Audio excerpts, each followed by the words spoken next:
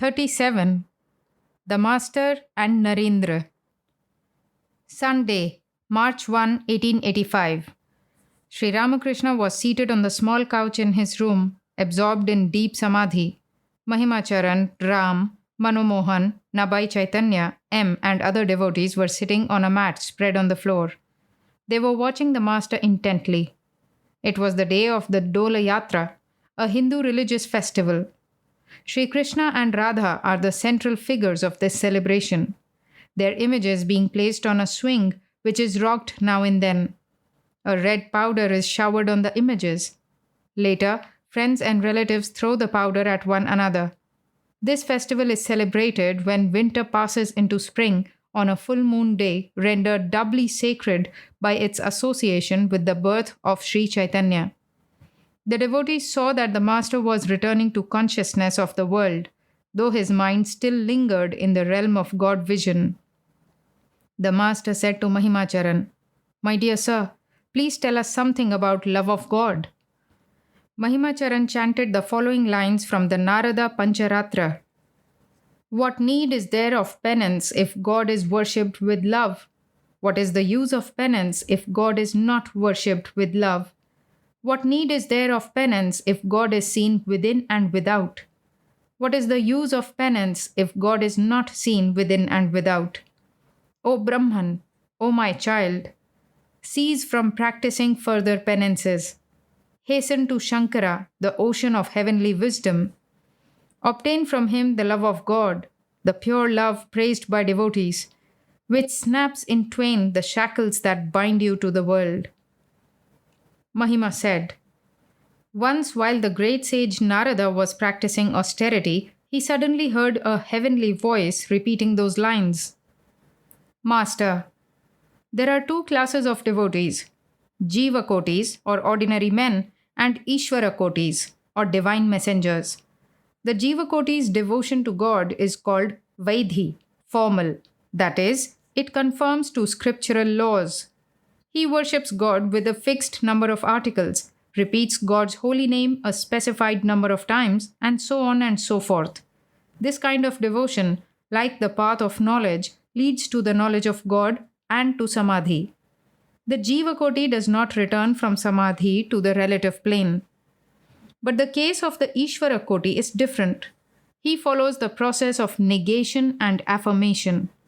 First, he negates the world, realizing that it is not Brahman. But then he affirms the same world, seeing it as the manifestation of Brahman. To give an illustration, a man wanting to climb to the roof first negates the stairs as not being the roof, but on reaching the roof, he finds that the stairs are made of the same materials as the roof, brick, lime, and brick dust. Then he can either move up and down the stairs or remain on the roof as he pleases. Shukadeva was absorbed in Samadhi, Nirvikalpa Samadhi, Jada Samadhi. Since Shuka was to recite the Bhagavata to King Parikshit, the Lord sent the sage Narada to him. Narada saw him seated like an inert thing, absolutely unconscious of the world around him. Thereupon Narada sang 4 couplets on the beauty of Hari, to the accompaniment of the veena. While the first couplet was being sung, the hair on Shuka's body stood on end. Next he shed tears, for he saw the form of God, the embodiment of spirit, within himself, in his heart. Thus, Shukadeva saw the form of God even after Jada Samadhi. He was an Ishvara Koti. Hanuman, after having the vision of God, both with form and without, remained firmly devoted to the form of Rama, the embodiment of consciousness and bliss. Prahlada sometimes realized, I am he. Sometimes he felt that he was the servant of God. How can such a person live without love of God?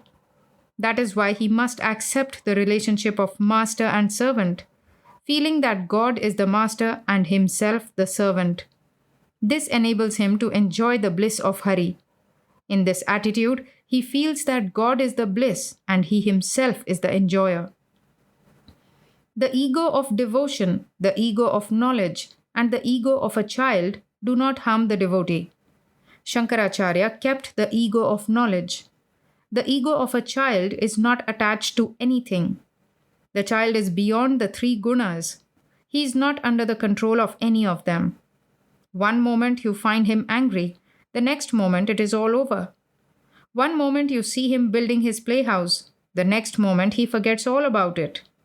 Now you see him love his playmates, but if they are out of his sight a few days, he forgets all about them. A child is not under the control of any of the gunas, sattva, rajas, or tamas. The bhakta feels, O God, thou art the Lord, and I am thy devotee. This I is the ego of bhakti. Why does such a lover of God retain the ego of devotion? There is a reason. The ego cannot be got rid of. So let the rascal remain as the servant of God, the devotee of God. You may reason 1,000 times, but you cannot get rid of the ego. The ego is like a pitcher, and Brahman like the ocean, an infinite expanse of water on all sides. The pitcher is set in this ocean. The water is both inside and out. The water is everywhere, yet the pitcher remains. Now, this pitcher is the ego of the devotee. As long as the ego remains, you and I remain. And there also remains the feeling, O God, thou art the Lord, and I am thy devotee. Thou art the master, and I am thy servant. You may reason 1,000,000 times, but you cannot get rid of it. But it is different if there is no pitcher. Narendra entered the room and saluted the master. They began to talk together. Presently, the master came down from the couch and sat on the floor, on which a mat had been spread. In the meantime, the room had become filled with people, both devotees and visitors. Master to Narendra, are you well? I hear that you often visit Girish Ghosh at his house. Is it true? Narendra, yes, sir. I go there now and then. Girish had been visiting Sri Ramakrishna for some months. The master said that none could fathom the depth of Girish's faith, and his longing for God was as intense as his faith was deep. At home, he was always absorbed in the thought of Sri Ramakrishna. Many of the master's devotees visited him. They talked only about Sri Ramakrishna. But Girish was a householder who had had varied experiences of worldly life, and the master knew that Narendra would renounce the world, that he would shun woman and gold, both mentally and outwardly. Master, do you visit Girish frequently? No matter how much one washes a cup that has contained a solution of garlic, still a trace of the smell will certainly linger. The youngsters who come here are pure souls, untouched by woman and gold. Men who have associated a long time with woman and gold smell of the garlic, as it were. They are like a mango pecked by crows. Such a fruit cannot be offered to the deity in the temple, and you would hesitate to eat it yourself. Again, take the case of a new pot and another in which curd has been made.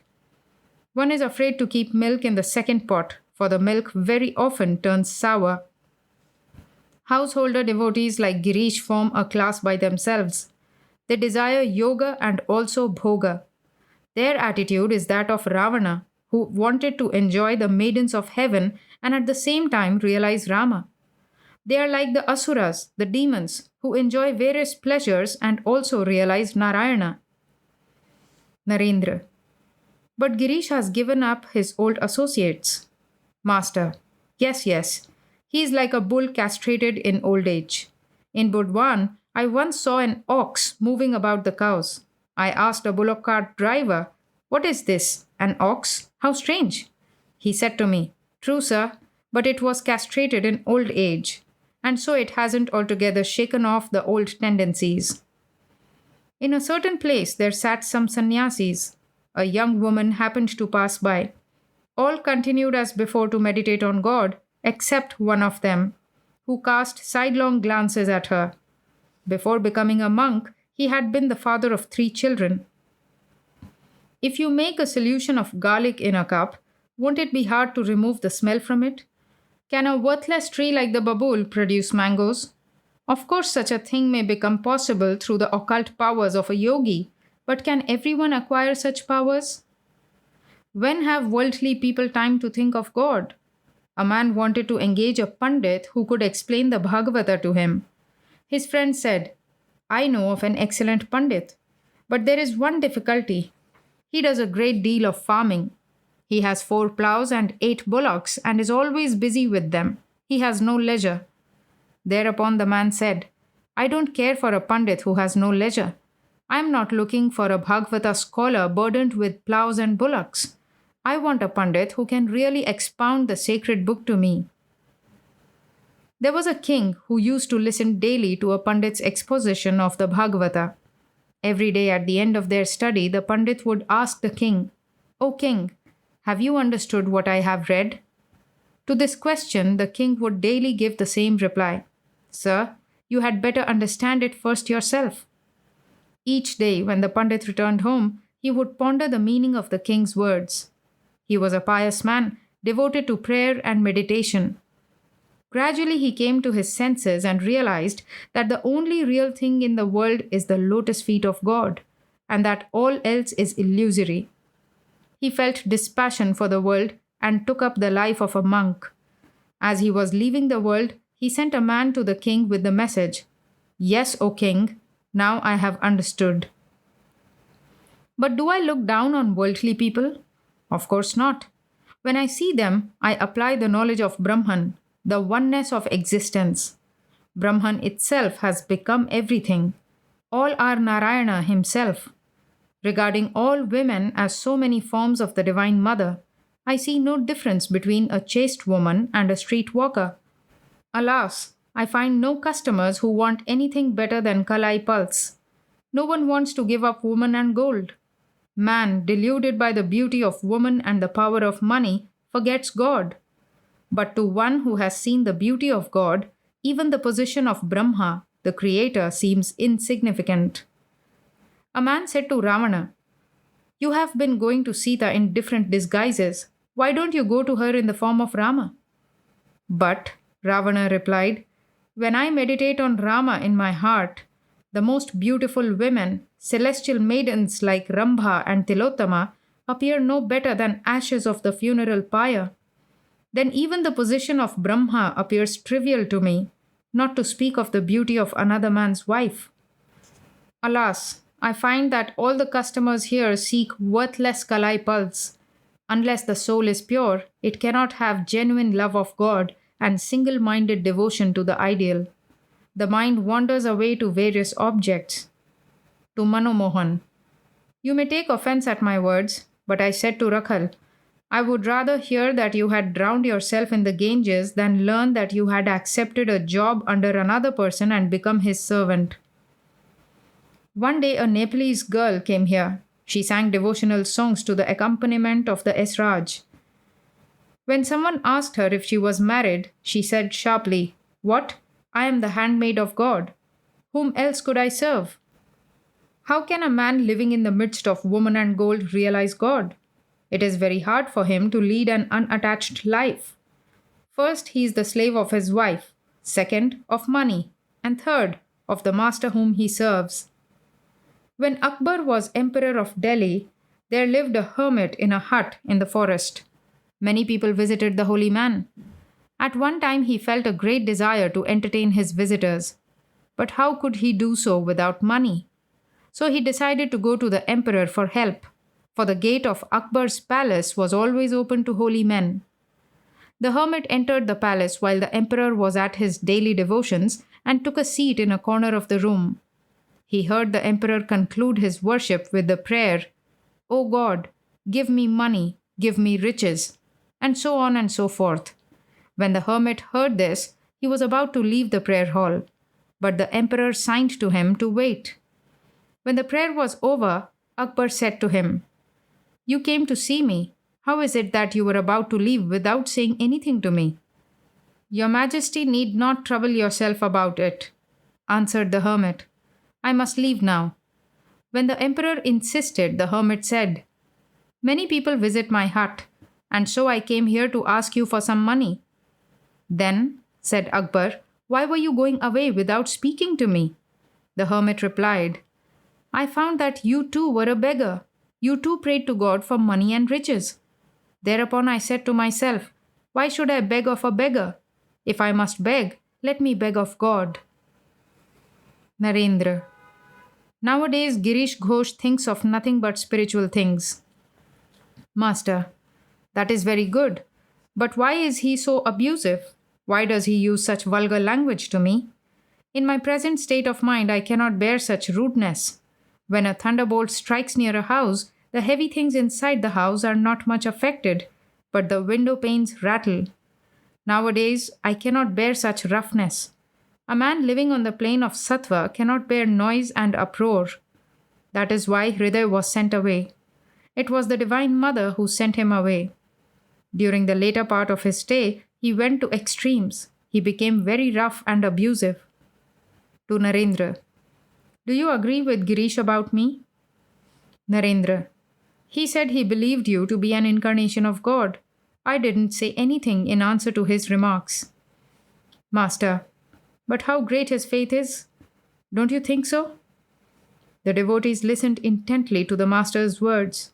He was still seated on the mat spread on the floor, with M by his side and Narendra in front of him. The devotees were sitting around. After a few minutes' silence, he said to Narendra tenderly, My child, you will not attain God without renouncing woman and gold.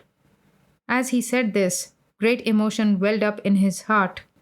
Fixing on Narendra an earnest and tender look, he sang, We are afraid to speak, and yet we are afraid to keep still. Our minds, O Radha, half believe that we are about to lose you. We tell you the secret that we know, the secret whereby we ourselves and others with our help have passed through many a time of peril. Now it all depends on you. Sri Ramakrishna seemed to be afraid lest Narendra should leave him. Narendra looked at the Master with tears in his eyes. A visitor who was there for the first time heard and saw all this. He said to the Master, Sir, if one must renounce woman and gold, then what shall a householder do? Master, you may enjoy woman and gold. What has passed between us is no concern of yours. Mahimacharan, a householder devotee, heard everything and sat speechless. Master to Mahima, Go forward, push on. You will discover the forest of sandalwood. Go farther and you will find the silver mine. Go farther still and you will see the gold mine. Do not stop there. Go forward and you will reach the mines of rubies and diamonds. Therefore I say, go forward. Mahima. But sir, something holds us back. We can't move.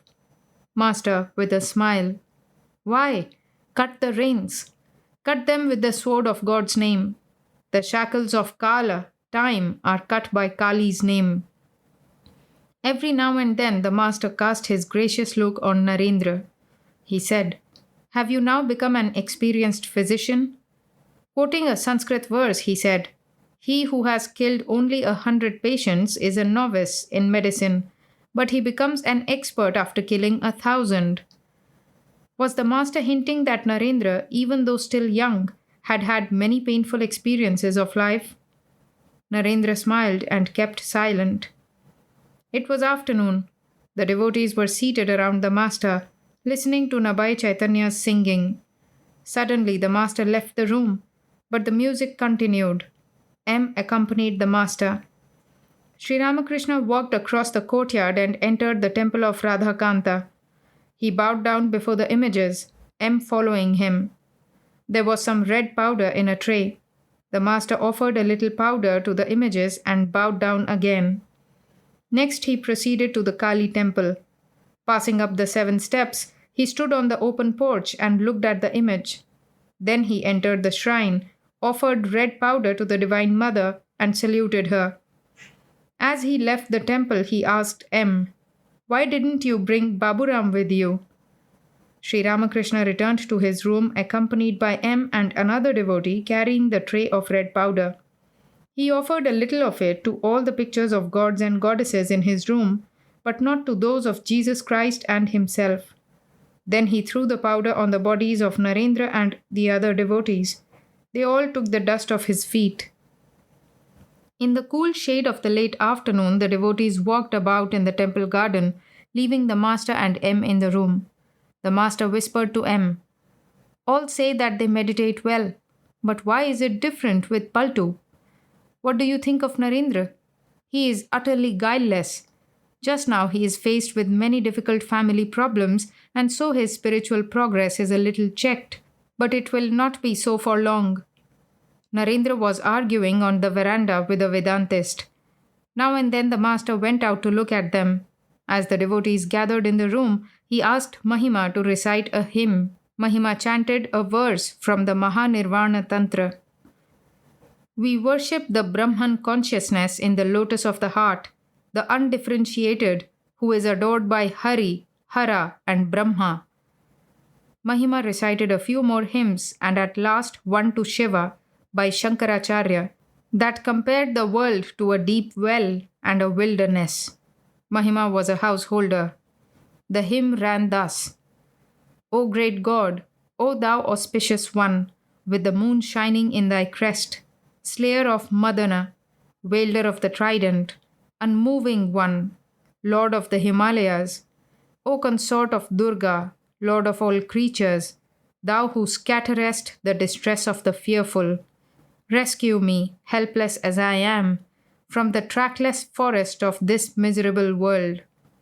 O beloved of Parvati's heart, O thou moon-crested deity, master of every being, Lord of hosts, O thou, the Lord of Parvati, O Vamadeva, self-existent one, O Rudra, wielder of the bow, rescue me, helpless as I am, from the trackless forest of this miserable world.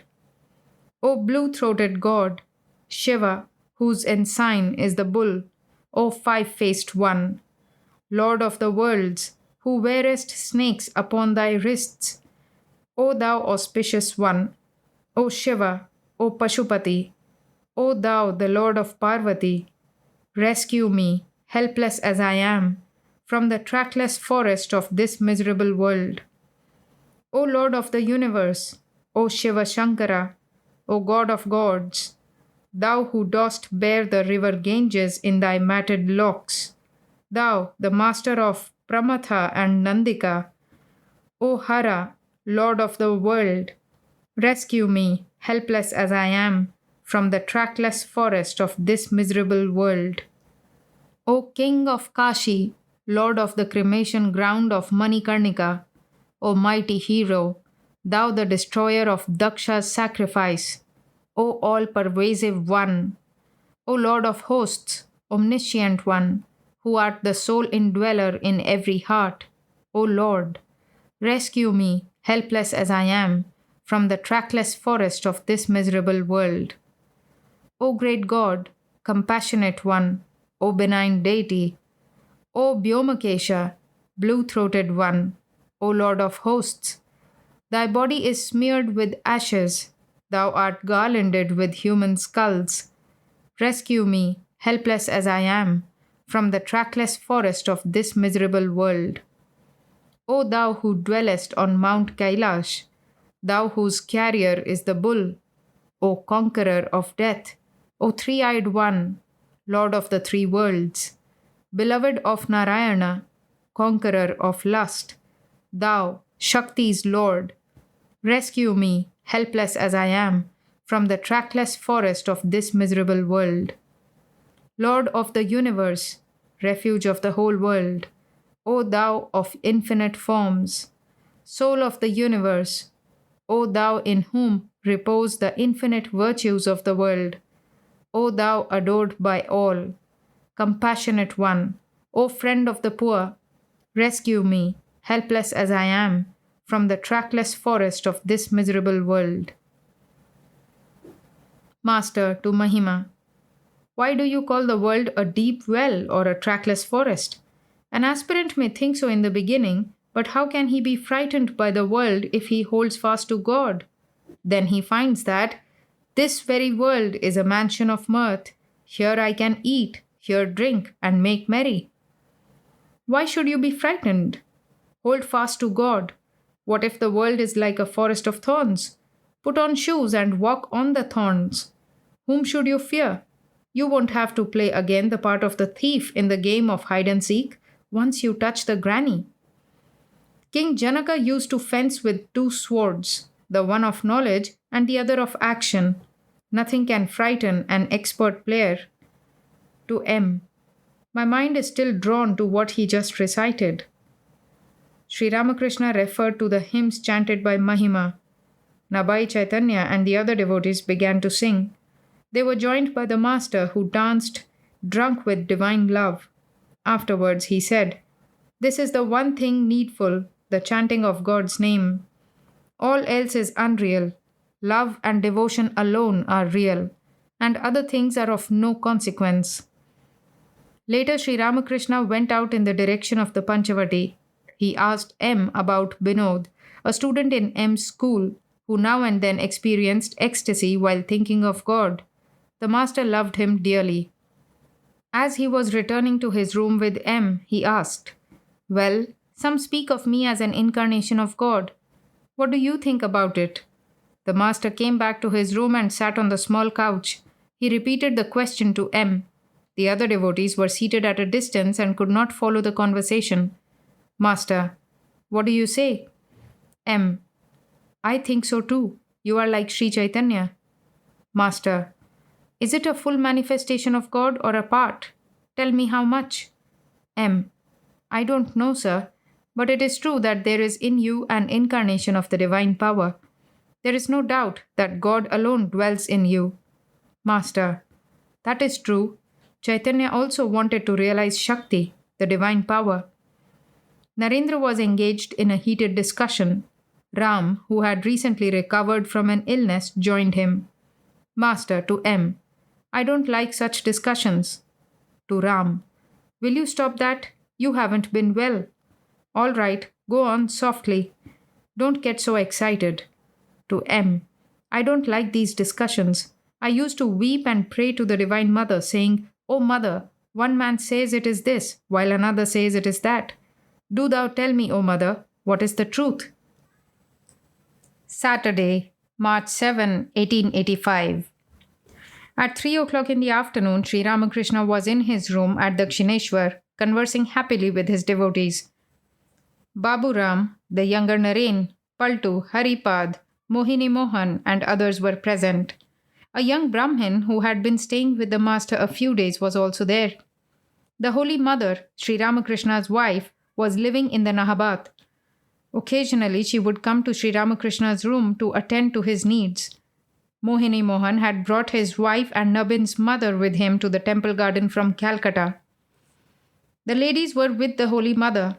They were waiting for an opportunity to visit the master when the men devotees would leave the room. Sri Ramakrishna was sitting on the small couch. As he looked at the young devotees, his face beamed with joy. Rakhal was not then living at Dakshineshwar with the master. Since his return from Vrindavan, he had been living at home. Master, smiling. Rakhal is now enjoying his pension. Since his return from Vrindavan, he has been staying at home. His wife is there, but he said to me that he would not accept any work even if he were offered a salary of 1,000 rupees. Rakhal would lie down here and say to me that he didn't care even for my company. He was then passing through such an exalted state. Bhavanath is married, but he spends the whole night in spiritual conversation with his wife. The couple pass their time talking of God alone. I said to him, "Have a little fun with your wife now and then." "What?" he retorted angrily. "Shall we too indulge in frivolity?" Sri Ramakrishna began to talk about Narendra. Master, to the devotees, I haven't felt the same strong longing for the younger Naren that I felt for Narendra. To Haripada, do you go to Girish Ghosh's house? Haripada, yes, I go there very often. He is our neighbor. Master, does Narendra too go there? Haripada, yes, I see him there occasionally. Master, what does he say in reply to Girish? Girish Ghosh spoke of Sri Ramakrishna as an incarnation of God. Haripada, Narendra has been defeated in the argument. Master, no, Narendra says Girish Ghosh has such strong faith, Why should I contradict him? The brother of Judge Anukal Mukhopadhyay's son-in-law was in the room. The master asked him, "Do you know Narendra?" Brother: "Yes, sir. He is a very intelligent young man." Master to the devotees: "He must be a good man because he speaks highly of Narendra. Narendra was here the other day and sang with Trailokya Sanyal, but that day his singing seemed flat to me." Baburam was a student in the entrance class in the school where M taught. Master to Baburam: "Where are your books? Aren't you attending to your studies?" To M: "He wants to stick to both." "That is very difficult. What will you gain by knowing God partially?" Vasishtha, great sage that he was overcome at the death of his sons. That amazed Lakshmana, and he asked Rama the reason. Rama said, "Brother, what is there to wonder at? He who has knowledge has ignorance also. Brother, go beyond both knowledge and ignorance. If a thorn enters the sole of your foot, you get another thorn to take out the first one. Afterwards, you throw both away. Likewise, one procures the thorn of knowledge to remove the thorn of ignorance. Then one goes beyond both knowledge and ignorance." Baburam smiling: "That's what I want." Master smiling: "But my child, can you attain it by holding to both? If you want that, then come away." Baburam smiling: "Take me away from the world." Master to M: "Rakhal lived with me, but that was different. His father agreed to it. If these boys stay here, there will be trouble." To Baburam: "You have no strength of mind. You haven't much courage. Just see how the younger Naren says, 'I will come away for good.'" Sri Ramakrishna came down from the small couch and sat among the youngsters on the floor. M sat by his side. Master to M: "I have been seeking one who has totally renounced woman and gold. When I find a young man, I think that perhaps he will live with me, but everyone raises some objection or other. A ghost sought a companion. It is said that a man who dies on a Saturday or Tuesday becomes a ghost. Therefore, whenever the ghost saw anybody fall from a roof or stumble and faint on the road on either of those days, he would run to him, hoping that the man, through an accidental death, would become a ghost and be his companion. But such was his ill luck that everyone revived. The poor thing could not get a companion. Just see, Rakhal always gives his wife as an excuse. He says, 'What will become of her?' When I touched Narendra on the chest, he became unconscious. Then he cried out, 'Oh, what have you done to me? Don't you know that I have a father and mother? Why has God made me lead this kind of life?' Chaitanya Deva became a sannyasi so that all would salute him. Whoever salutes an incarnation, even once, obtains liberation." Mohini Mohan had brought a basket of sweetmeats for Sri Ramakrishna. Master: "Who has brought these sweets?" Baburam pointed to Mohini Mohan. Sri Ramakrishna touched the sweets, uttering the word Om, and ate a little. Then he distributed them among the devotees. To the surprise of the others, he fed the younger Naren and a few of the boys with his own hand. Master to M: "This has a meaning. There is a greater manifestation of God in men of pure heart. In former years, when I used to go to Kamarpurkar, I would feed some of the young boys with my own hand. Chinay Sankhari would say, 'Why doesn't he feed us that way?' But how could I? They led an immoral life. Who would feed them?" Sri Ramakrishna was in the happiest mood with his young and pure-souled devotees. He was seated on the small couch and was doing funny imitations of a kirtani. The devotees laughed heartily. The kirtani is dressed lavishly and covered with ornaments.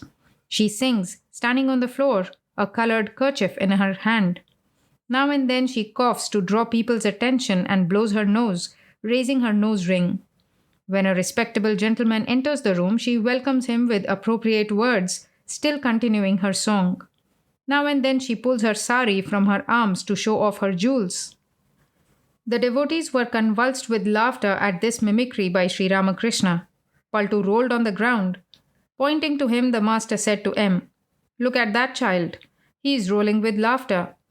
He said to Paltu with a smile, "Don't report this to your father, or he will lose the little respect he has for me." You see, he is an Englishman. Master to the devotees. There are people who indulge in all kinds of gossip at the time of their daily devotions. As you know, one is not permitted to talk then. So they make all kinds of signs, keeping their lips closed. In order to say, bring this, bring that, they make sounds like huh, huh. All such things they do. Laughter. Again, there are some who bargain for fish while telling their beads. As they count the rosary, with a finger they point out the fish, indicating, that one, please. They reserve all their business for that time. Laughter. There are women who come to the Ganges for their bath and instead of thinking of God, gossip about no end of things. What jewels did you offer at the time of your son's marriage? Has so and so returned from the father in law's house? So and so is seriously ill. So and so went to see the bride. We hope that they will offer a magnificent dowry and that there will be a great feast. Harish always nags at me. He can't stay away from me even an hour. My child, I couldn't come to see you all these days. I was so busy with the betrothal of so and so's daughter. You see, they have come to bathe in the holy river, and yet they indulge in all sorts of worldly talk. The master began to look intently at the younger Naren and went into samadhi. Did he see God himself in the pure-souled devotee? The devotee silently watched the figure of Sri Ramakrishna motionless in samadhi. A few minutes before, there had been so much laughter in the room. Now there was deep silence, as if no one were there.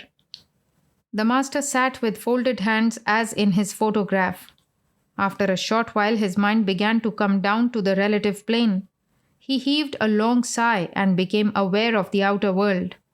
He looked at the devotees and began to talk with them of their spiritual progress.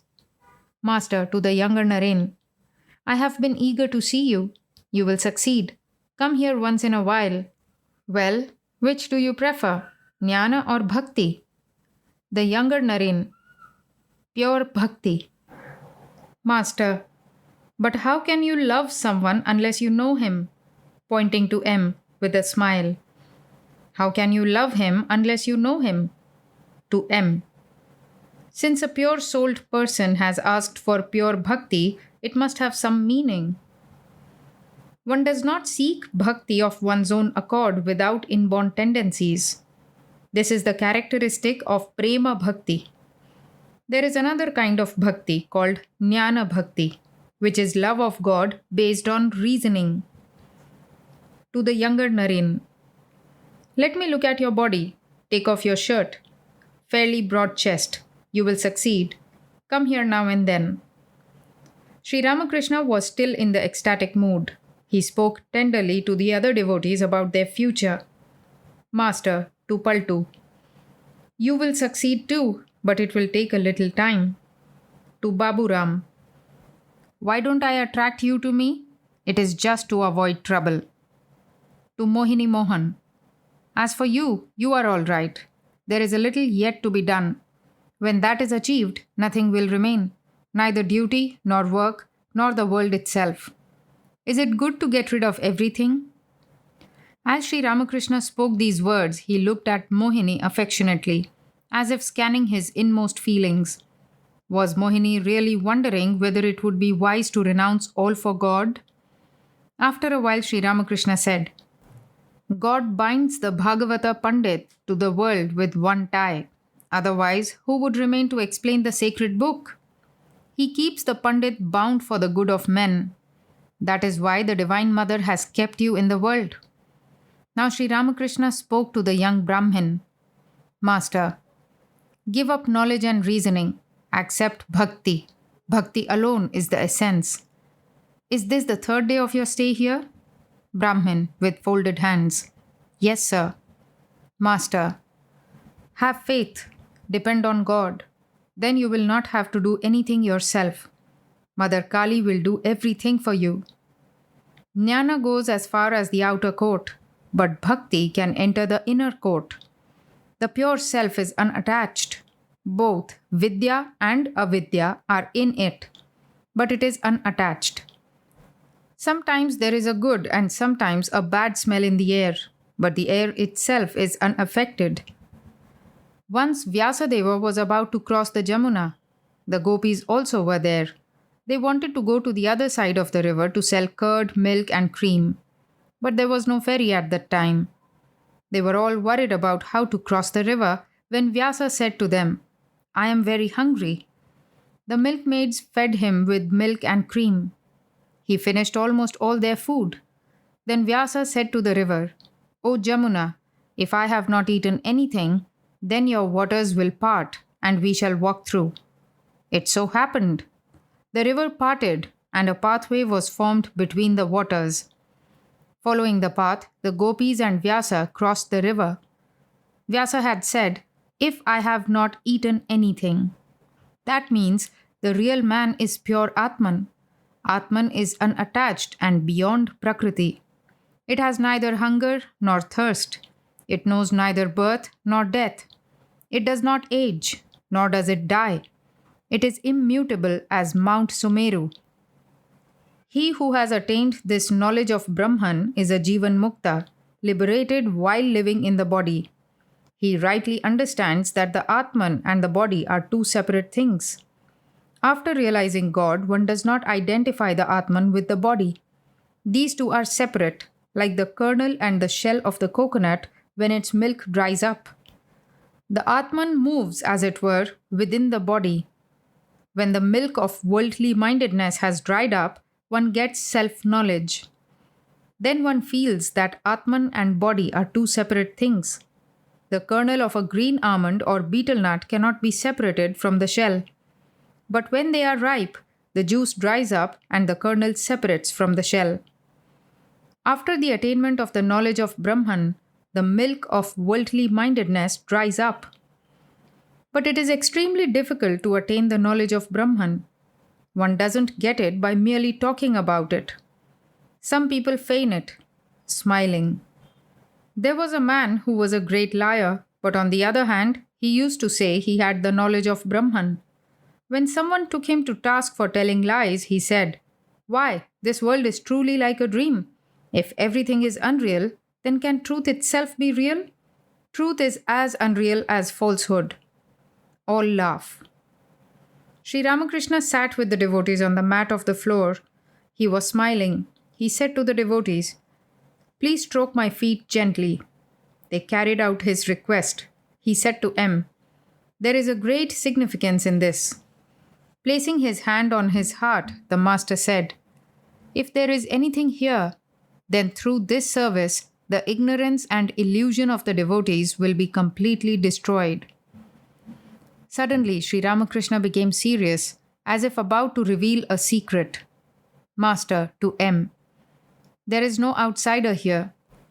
The other day, when Harish was with me, I saw Sachidananda come out of this sheath. It said, 'I incarnate myself in every age.' I thought that I myself was saying these words out of mere fancy. I kept quiet and watched.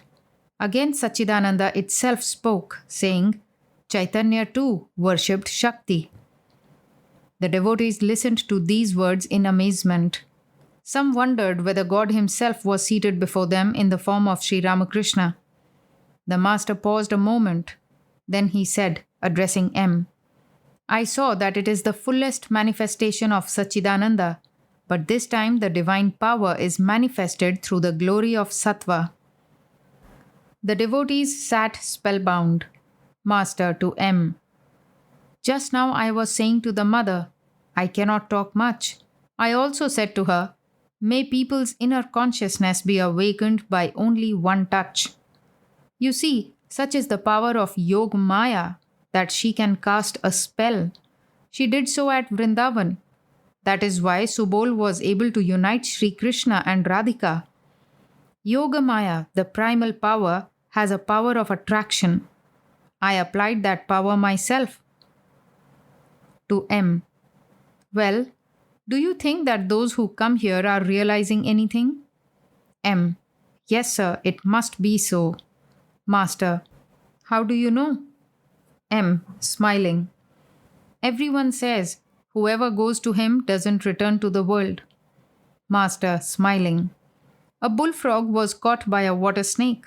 The snake could neither swallow the frog nor let it go. As a result, the frog suffered very much. He croaked continuously, and the snake suffered too. But if the frog had been seized by a cobra, he would have been quiet after one or two croaks. All laugh. To the young devotees, read the Bhakti Chaitanya Chandrika by Trailokya. Ask Trailokya for a copy. He has written well about Chaitanya Deva. A devotee, will he give it to us? Master, smiling. Why not? If a farmer has a good crop of melons, he can easily give away 2 or 3. All laugh. Won't Trailokya give you the book free? To Paltu. Come here now and then. Paltu. I shall come whenever I can. Master. Will you see me in Calcutta when I go there? Paltu. Yes, I shall try. Master. That's the answer of a calculating mind. Paltu. If I don't say I shall try, I may be a liar. Master to M. I don't mind the lies of these boys. They are not free. To Haripada. Why hasn't Mahendra Mukherjee come here lately? Haripada. I'm not quite sure why. M. Smiling. He's practicing Jnana Yoga. Master. No, it's not that. The other day he promised to send me in his carriage to the theatre to see a play about the life of Prahlada, but he didn't send the carriage. Perhaps that is why he doesn't come. M. One day I saw Mahima Chakravarti and had a talk with him. It seems that Mahendra visits him. Master. But Mahima talks about bhakti also. He loves to recite the hymn. What need is there of penance if God is worshipped with love? M. Smiling. He says that because you make him say it. Girish Chandra Ghosh was always talking to the devotees about the Master. Haripada. Girish Ghosh sees many visions nowadays. After going home from here, he remains absorbed in spiritual moods and sees many things. Master. That may be true. Coming to the Ganges, one sees many things, boats, ships, and what not. Haripada. Girish Ghosh says, from now on I shall occupy myself only with my work. In the morning, on the stroke of the clock, I shall sit down with my pen and ink pot and write for the whole day. He makes the resolve, no doubt, but cannot carry it out. No sooner do we visit him than he begins to talk about you. You asked him to send Narendra here in a carriage. He said, I shall hire a carriage for Narendra. At 5 o'clock, the younger Naren was ready to go home. Sri Ramakrishna stood by his side on the northeast veranda and gave him various instructions. Then the boy saluted the master and departed. Many of the devotees also took their leave. Sri Ramakrishna was sitting on the small couch talking to Mohini. Mohini's wife was almost mad with grief on account of her son's death. Sometimes she laughed and sometimes she wept. But she felt peaceful in Sri Ramakrishna's presence. Master. How is your wife now? Mohini. She becomes quiet whenever she is here, but sometimes at home she becomes very wild. The other day she was going to kill herself. When Sri Ramakrishna heard this, he appeared worried. Mohini said to him humbly, Please give her a few words of advice. Master. Don't allow her to cook. That will heat her brain all the more. And keep her in the company of others so that they may watch her. It was dusk. Preparations were going on in the temples for the evening worship.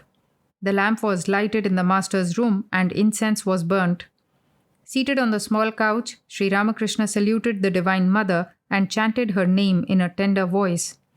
There was nobody in the room except M, who was sitting on the floor. Sri Ramakrishna rose from the couch. M also stood up. The master asked him to shut the west and north doors of the room. M obeyed and stood by Sri Ramakrishna on the porch. The master said that he wanted to go to the Kali temple. Leaning on M's arm, he came down to the terrace of the temple. He asked M to call Baburam and sat down. After visiting the Divine Mother, the master returned to his room across the court, chanting, O Mother, Mother, Raja Rajeshwari. Sri Ramakrishna entered his room and sat on the small couch. He had been passing through an extraordinary state of mind. He could not touch any metal. He had said a few days before, It seems that the Divine Mother has been removing from my mind all ideas of possession. He had been eating from plantain leaves and drinking water from an earthen tumbler. He could not touch a metal jar, so he had asked the devotees to get a few earthen jars for him. If he touched metal plates or pots, his hand ached as if stung by a horned fish. Prasanna had brought a few earthen pots, but they were very small. The master said with a smile, "These pots are too small, but he is a nice boy." Once I asked him to take off his clothes, and he stood naked in front of me. What a child he is! Tarak of Bulgaria arrived with a friend and bowed low before Sri Ramakrishna, who was sitting on the small couch. The room was lighted by an oil lamp. A few devotees were sitting on the floor. Tarak was about 20 years old and married. His parents did not allow him to come to Sri Ramakrishna. He lived mostly at his home near Bao Bazar. The master was very fond of him. Tarak's friend had a tamasic nature. He rather scoffed at the master and religious ideas in general. Master to Tarak's friend, "Why don't you go and visit the temples?" Friend, "Oh, I've seen them before." Master, "Is it wrong for Tarak to come here?" Friend, "You know best." Master, pointing to M, "He is a headmaster." Friend, "Oh." Sri Ramakrishna asked about Tarak's health and talked with him at length. Tarak was ready to leave. Sri Ramakrishna asked him to be careful about many things. Master, "My good man, beware. Beware of woman and gold. Once you sink in the maya of a woman, you will not be able to rise. It is the whirlpool of the Vishalakshi. He who has fallen into it cannot pull himself out again. Come here now and then." Tarak, "My people at home don't let me." A devotee, "Suppose someone's mother says to him, 'Don't go to Dakshineshwar.' Suppose she curses him, saying, 'If you go there, you will be drinking my blood.'" Master, "A mother who says that is no mother. She is the embodiment of avidya. There is no sin in disobeying such a mother. She obstructs her son's path to God. There is no harm in disobeying your elders for the sake of God. For Rama's sake, Bharat did not obey his mother Kaikeyi. The gopis did not obey their husbands when they were forbidden to visit Krishna. Prahlada disobeyed his father for God. Vali disregarded the words of Shukracharya, his teacher, in order to please God. Bibhishana went against the wishes of Ravana, his elder brother, to please Rama. But you must obey your elders in all other things. Let me see your hand." Sri Ramakrishna took Tarak's hand into his own and seemed to feel its weight. A few moments later he said, "There is a little crookedness in your mind, but that will go. Pray to God a little and come here now and then. Yes, that twist will go. Is it you that have hired the house at Bao Bazar?" Tarak, "Not I, sir, but my parents." Master, smiling, "They or you? Is it because you are afraid of the tiger?" Tarak had a young wife. Did the master mean that a woman is like a tiger to a man? Tarak saluted Sri Ramakrishna and took his leave. The master lay down on the small couch. He seemed worried about Tarak. Suddenly he said to M, "Why do I worry so much about these young boys?" M kept still. He was thinking over a reply. The master asked him, "Why don't you speak?" Mohini's wife entered the room and sat at one side. Sri Ramakrishna spoke to M about Tarak's friend. Master, "Why did Tarak bring that fellow with him?" M, "Perhaps he wanted a companion for the road. It is a long way from Calcutta, so he brought a friend with him." The master suddenly addressed Mohini's wife and said, "By unnatural death one becomes an evil spirit. Beware. Make it clear to your mind. Is this what you have come to after hearing and seeing so much?" Mohini was about to take his leave. He saluted Sri Ramakrishna. His wife also saluted the master, who stood near the north door of the room. Mohini's wife spoke to him in a whisper. "Master, do you want to stay here?" Mohini's wife, "Yes, I want to spend a few days with the Holy Mother at the Nahabat. May I?" Master, "That will be all right. But you talk of dying. That frightens me. And the Ganges is so near."